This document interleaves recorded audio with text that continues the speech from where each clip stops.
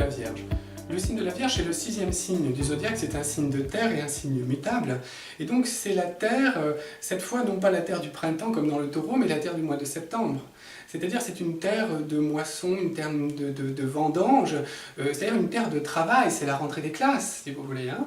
Et donc une terre de travail où on doit faire très attention aux détails, comme par exemple dans les vendanges, où il faut séparer le bon grain du mauvais grain. Voyez, où il faut faire attention dans l'utilisation des outils, et puis il faut ranger, et puis il faut nettoyer, et puis il faut réorganiser tout cela pour préparer cette rentrée des classes ou justement le fait de faire le vin. Hein, finalement.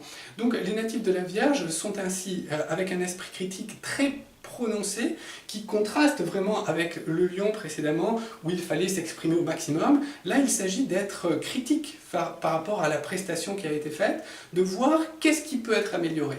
Et donc, les natifs de la Vierge sont très tournés vers cette recherche de la perfection, en corrigeant certains détails qui sont des zones finalement grises.